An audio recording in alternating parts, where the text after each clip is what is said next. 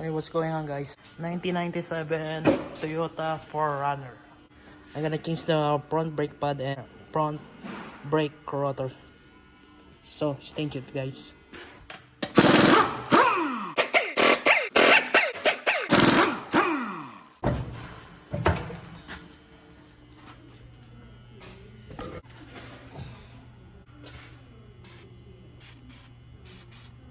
So I need to remove this clip.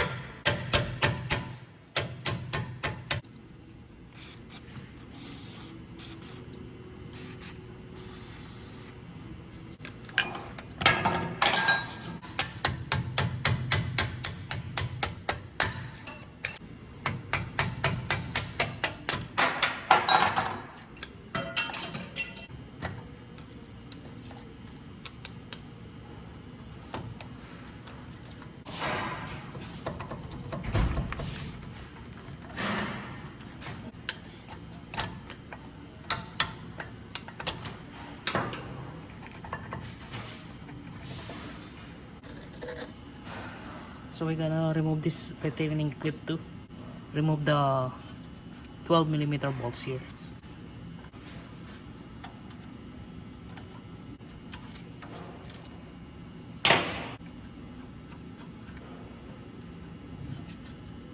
So guys, I give you tricks to back up this thing.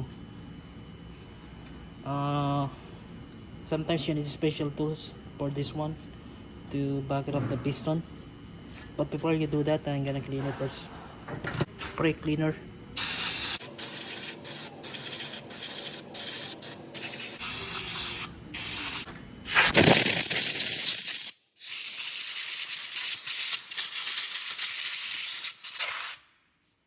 So we're gonna return the brake pad for the meantime.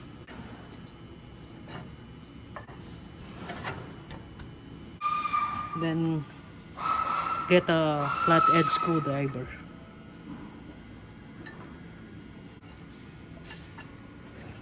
Same thing here.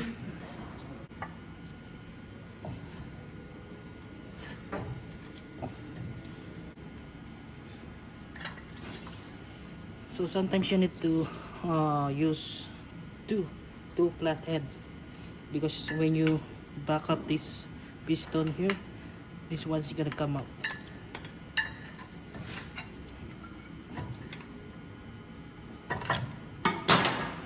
It's good enough.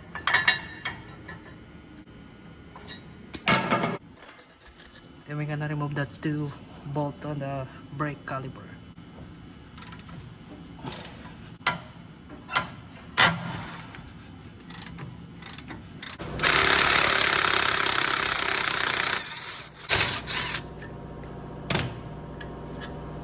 Then we're gonna remove the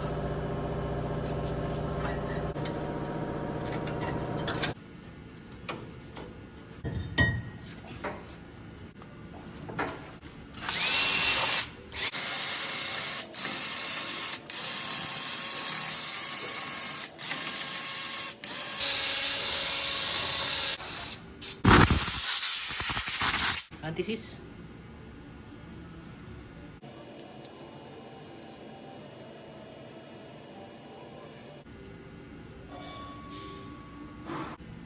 Clean the hole here too.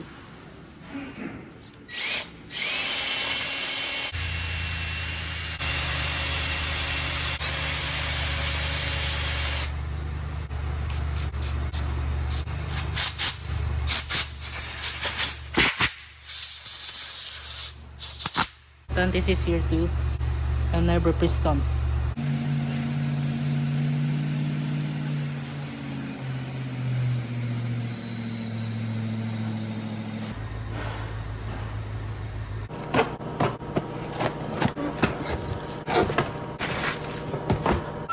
Brake cleaner.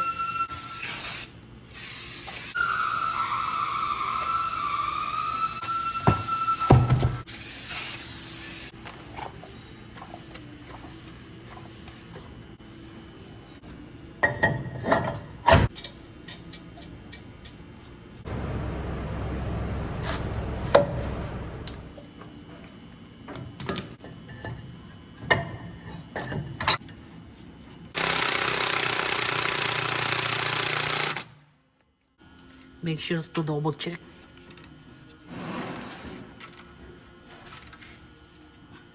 Uh, if you're not sure, torque is 65 foot-pounds.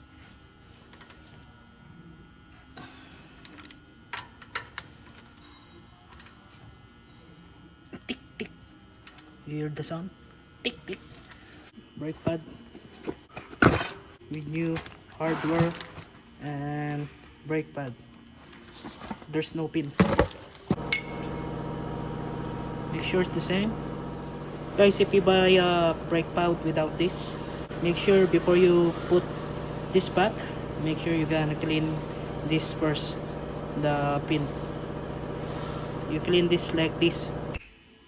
So now guys, this is clean already. We can put back the new brake pad. These two brake pad, there's difference between these two brake pad. This one has a guide, but this one is different shape here. So make sure guys, this one, this shape here, put inside, not outside, just put inside.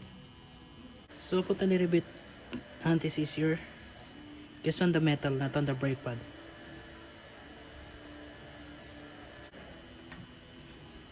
Slide it in.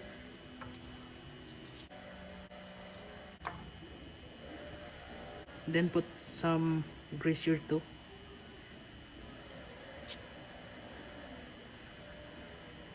So guys, before you put the pin, put this one first. Oh, remember guys, this one is on the bottom.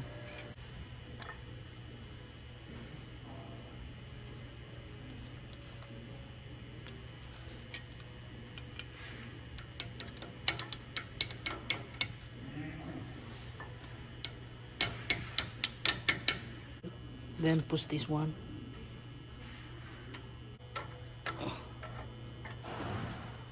Then we can put the lock in here.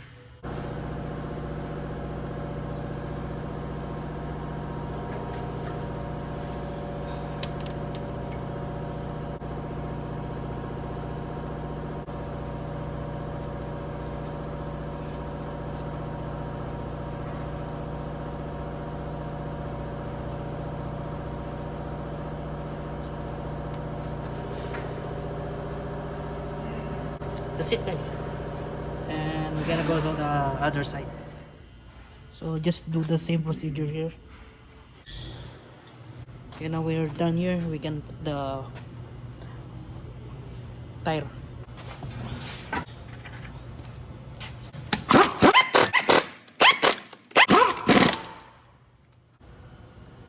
Don't forget to torque the tire.